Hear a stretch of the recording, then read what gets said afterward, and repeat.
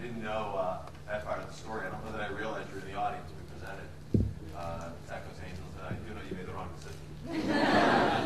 But I'm delighted to hear that in some way, in some small way, that perhaps Ethos inspired you to take the path. And I hope that, maybe in some very small way, my story and all of that, the pitch you hear this evening will affect all of you. Because I'd love to come back here in a year, and Ken says, raise your hand if you're in the for-profit world. Raise your hand if you're in the non-profit world. And nobody raises their hands. And then Ken said, raise your hand if you're between both worlds. And every hand in the room. Every hand in the room. Because I think that's where we're headed today. And that's what I'm going to talk a little bit about. And I think we only can really get there together. So it's really delightful to be here. I think SVP, Social Venture Partners, has been an incredibly influential organization around the country, helping to accelerate the rise of social entrepreneurship. So I'm privileged to have the chance to share my story in this forum. And I'm also really excited because you have got a fantastic group of people you're going to hear from this evening. And I see a lot of familiar faces in the crowd. People who have been social entrepreneurs. We've got Steve Samuelson in the front row. So Suzanne Beagle somewhere out there. Sylvie Wallach out there somewhere. So there's some great people who will be up here and in this audience who are already doing their part to change the world. So with that said, I'm going to give you a little bit of background. And before I do that, talk about my company, Good, and talk about what I believe is the economy of integrity that's unfolding around us. First, I want to talk a little bit about the world in which we live. Because, heck, 8 to 10 years ago, when I graduated from college, 6 years ago, the world was very different. And I think we have to understand the climate in which we're operating today to really grasp the change that's upon us. I think one of the things that's fundamental is today there is no question, quite remarkable, that climate change is here. It's now, it's real. And the idea that to be an environmentalist means you're a green person wearing Birkenstocks and long hair and shopping at the co-op just isn't the way where everyone is environmentalist. The effects of climate change are real. And globalization is also something that we all live with today and almost take for granted. The fact that we've seen like the amazing reduction of borders and the amazing growth of commerce across the sort of hot, flat, twisted world. I think the other thing that's real, which is phenomenally interesting, is sort of what I call the Googleization of the planet.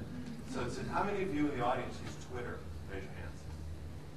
It's a little hard to see, but I see a fair number of hands going up. How many of you use Google today? Raise your hands. Everybody. I mean, think about that. It's bigger than the Yellow Pages were in the height of its day. Today, anything, anywhere, anytime can be found because of Google. And because of the advent of technology, which has got a lot of factors behind it. But in a Googleized world, everything is transparent. I think despite some of the massive benefits that technology and trade have brought, there is still, and maybe even more so now, increasing awareness of the global inequities that we face. I mean, we live in a moment of time when more people today live in cities than in rural environments. It's the first time in humanity, the history of humanity. And even though we've seen great advances in terms of public health, we are now more aware of the inequities and more aware of the increasing gap between the haves and the have-nots. And to solve that problem, it requires new strategies. And yet, we're faced with enormous uncertainty. We live in these financial markets when, I mean, could you imagine if I stood up here a year ago and said Bear Stearns, Lehman Brothers, things, entities like Goldman Sachs would teeter on the brink, or AIG. I mean, we live in a moment of enormous uncertainty, and it's clear that our leaders in Washington are unable to solve this problem on their own. It's clear that whether it's government or whether it's institutions of worship and houses of faith, whether it's big business created this problem in large respect and can't solve it on their own.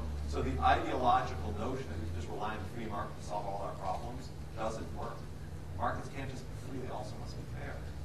Which I think is part of what has augured the trend of this person, or even this person, no matter what your politics are. Both of these individuals deliver a measure of authenticity that typical political leaders just don't command. And I think it's that desire for authenticity which has fueled their, Barack's popularity. And it's why Senator McCain chose Sarah Palin as his running mate. There's a desire for authenticity, even in our elected leaders, that is, I don't want to say it's unique, but it certainly has reached the zenith. So everyone is grasping for authenticity, even those big businesses. And I don't know if many of you know the Red campaign. It's doing really wonderful work. But guess what? In a Googleized world, right? If people don't believe it's authentic, they will respond. And listen, I mean, the pen is mightier than the sword. If the pen is mightier than the sword, then the blogosphere is mightier than all the WMDs that George Bush is trying to still find in Iraq. Because this is, are you familiar with what this is? No? So this is buylesscrap.com, which gives the folks in the Gap great palpitations. This is a site set up by some blogger who felt that Project Red and the Gap and these companies were saying buy more stuff in order to save children in Africa. We're doing the wrong thing. And again, it just takes one blogger, and it just takes one Google search, and a couple of minutes, and suddenly you have a publisher who can pare down the hundreds of millions of dollars being spent on gas all across the United States. So I think we're seeing an evolution of what was once known as CSR. And I think initially it was just support the Little League team. Right? It was not connected to the business, just make the community a better place to live. And more recently, it's been this reactive, defensive technique that big companies use to kind of neutralize or squelch the critics. And that's why I call it corpus spin and rhetoric. Right? The CSR isn't real. It's simply a technique to sort of quiet people. I think what we're seeing increasingly in the future, and we'll see some, I'll talk about some examples tonight, are ethical brands. And these are brands that represent the best of what Ken talked about, where for-profit and non-profit sort of come together. These are businesses who are created with a sense of mission from the very start. And they don't fit neatly into the boxes that tech host angels or other typical investor groups or business people use to think about how do we classify this company? Is it delivering the highest ROI? The ethical brand, with mission embedded in its DNA, is striving for something much bigger. Not just ROI, what some might call SROI or social return on investment. Not trying just to win in a category, but trying to change the world. And that's a very powerful value proposition to get it right. And we're seeing more and more of these ethical brands emerge. It's interesting because I describe this phenomenon as the economy of integrity. And it's kind of below the surface. It's not always obvious.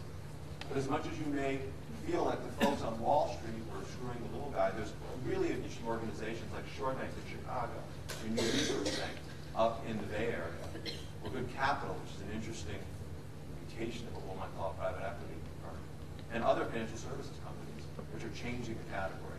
There are organizations like Method, Consumer Products Group, up in the Bay Area. There are organizations like Starbury, a footwear company that makes basketball shoes for kids in the inner city that aren't $200 but $25, high quality. There are groups like Zipcar, which are changing the way we think about mobility and our need to own vehicles.